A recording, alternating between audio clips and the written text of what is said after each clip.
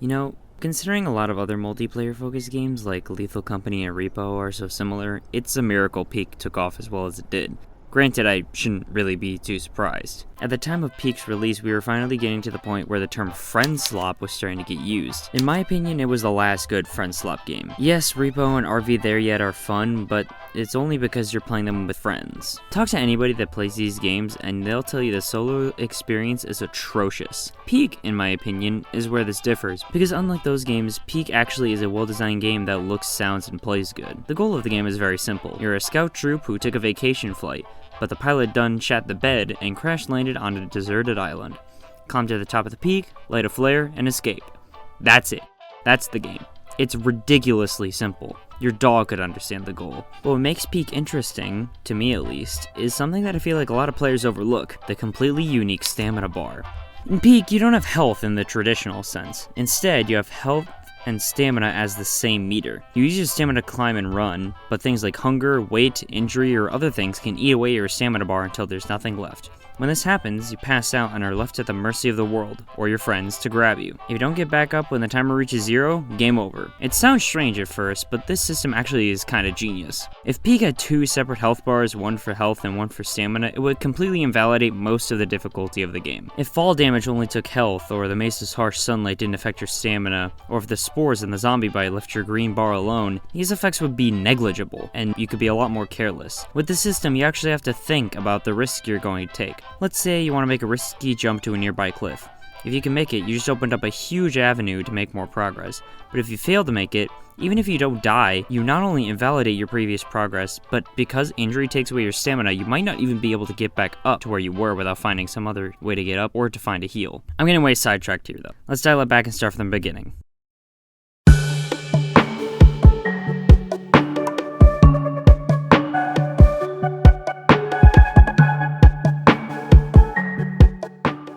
The shore is the first area you as a scout will explore on your journey to the top, and it is by far the easiest to climb. Not to say that that's bad, far from it. It teaches you everything you need to know about the game, without any annoying hints or text boxes. Around the ship, there's a backpack, 1 or 2 things of luggage, binoculars, a lantern, a frisbee, a bugle, and bing bong. Along with these, there's a little booklet that acts like a guide from the POV of Scoutmaster Myers. We never see him before we leave, but he writes all these little informational scrolls at the top of each area. It's kinda cute. As you go through the shore, you'll see jellyfish and sea urchins, both of which will poison you if you touch them, as well as the jellyfish making you trip. These 2 hazards alone teach the player about stuff they may encounter. Some hazards, like the urchin, are only stationary threats, while jellyfish show that some hazards can mess with your movement and mess you up. Very simple. After making it to the top, we move on to the next biome.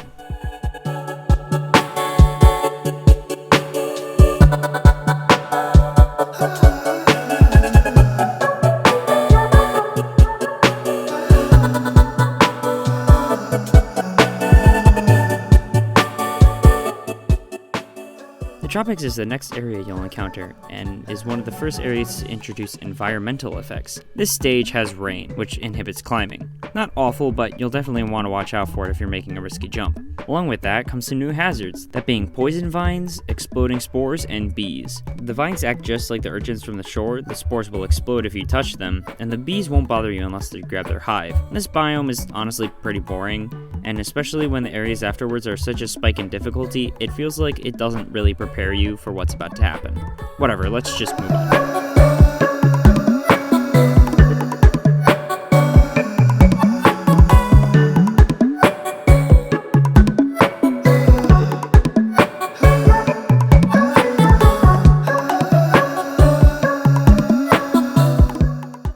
The roots are a biome that can replace the tropics on occasion, and it's much more difficult, but I don't really see that as a bad thing. The roots' gimmick is that there's wind on occasion, and could blow you away if you don't grab onto something.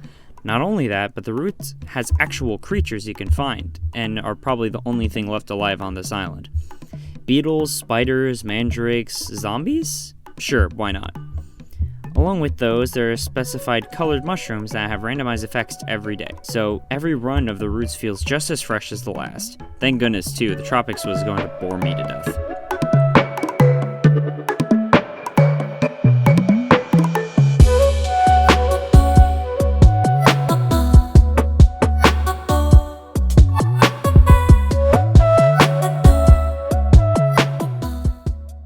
The Alpines is the next area after the tropics and roots, and it's probably my second favorite behind the roots. The gimmick here is that occasionally a blizzard will roll through the area, and you'll have to duck into a safe space to huddle and stay warm, helpfully told to us by Scoutmaster Myers. Speaking of, I wonder where he is.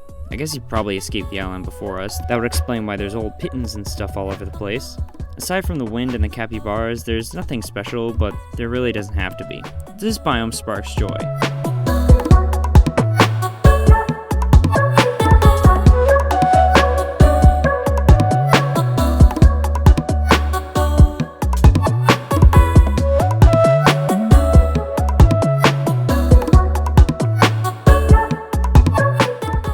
God, I hate the mesa. The gimmick of the mesa is that the daytime is really hot, and if so much as a single pixel of your pinky toe touches the sunlight, you'll take gradual fire damage.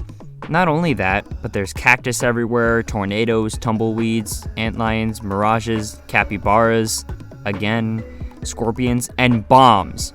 Actual dynamite. Along with all that, there's an entire secret area that I won't go through over here through fear of spoiling for those that haven't discovered it, but it has the most broken item in the game inside that trivializes the entire game once you get it. Granted, the item itself is cool, and honestly, once you get the hang of the mace's many quirks, it isn't awful, I suppose, but it's easily my least favorite biome, hands down.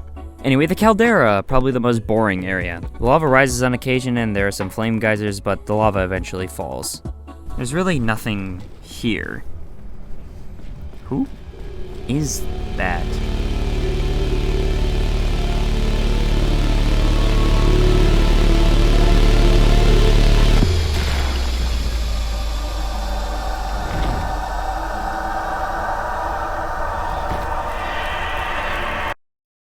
The Scoutmaster.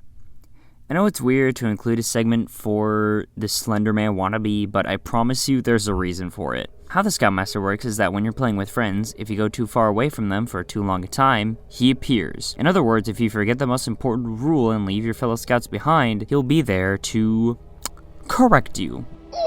I'll never forget my first encounter with him. It was honestly hilarious, and I won't go over it here, but I'm sure everybody had a similar experience to me. The Scoutmaster from a purely player perspective is kind of terrifying, but he's kind of genius as a gameplay system. He punishes players for leaving friends behind, and encourages them to help so they aren't alone in any more than they need to be. Unfortunately, because of how popular Peak is and how viral clips of the Scoutmaster have become, people already know how to deal with this guy. Hell, even the wiki details an easy strategy to deal with him, along with exactly when he spawns, how he spawns, and why. The internet may have broken down the Scoutmaster to numbers and behaviors, but I got the experience for what he was.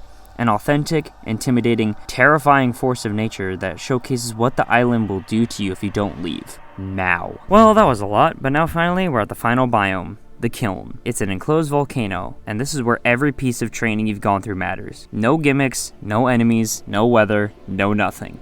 Just you, your equipment, and the lava slowly rising from the base.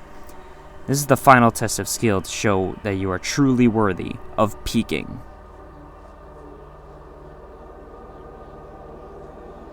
This is it. You made it. You got past all the enemies, all the weather effects, all the bullshit tornadoes in the mesa, all the zombies, and even the Scoutmaster. You made it to the peak, and all that's left to do is light the flare.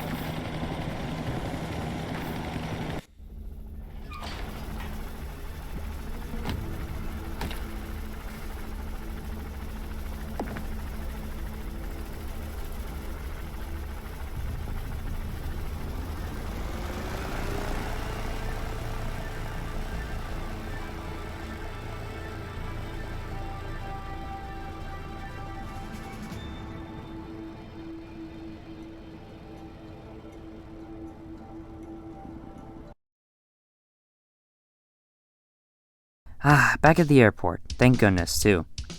Well, now that we're finally back, let's talk about the items in the game. Peak has a load of different cool items in the game. There's ropes that go in reverse, there's just random food items, there's chain launchers, there's actual rope launchers, there's pittons, which you can hang on the wall for, and there's a bunch of different items that give random effects, like the Bugle of Friendship, which gives your friends infinite stamina for as long as you're playing it, and fully replenishes their stamina, and also things like the antidote, which just cures poison. There's a lot of really cool item ideas in here, but honestly, some of them kind of fall flat. Like, the pirate compass isn't really useful at all in the slightest.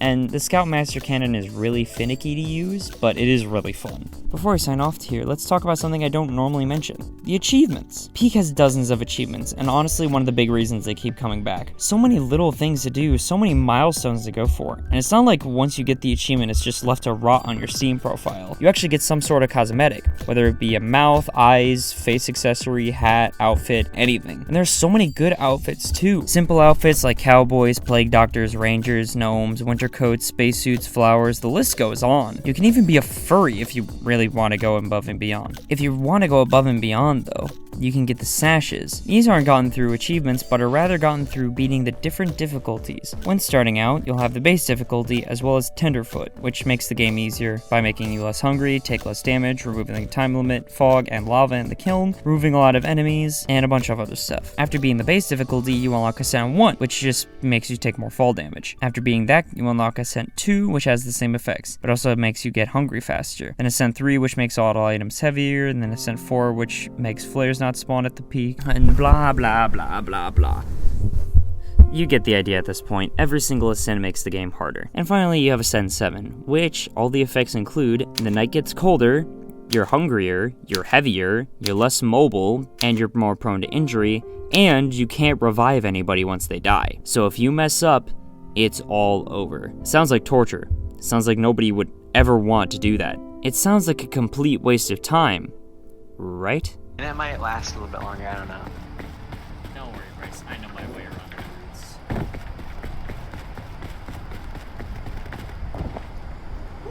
it.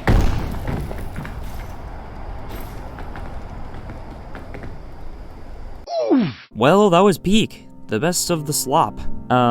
Originally I was going to do a video on the 3 kind of core friend-slop games that made their way around, Lethal Company, Content Warning, and Repo, but I kind of got bored. I kind of didn't really want to do that because I found myself saying mostly the same things about the core gameplay, and going over the differences just for each video would make the video like maybe 5 minutes long. Maybe I'll revisit it when I'm doing like a bigger video where I include all 3 games at once, but for now that's going to be put on hold, and I still need to finish the Zenless video, so that's what my time's going to right now. Thank you all so much for watching, and I'll catch you later. See ya.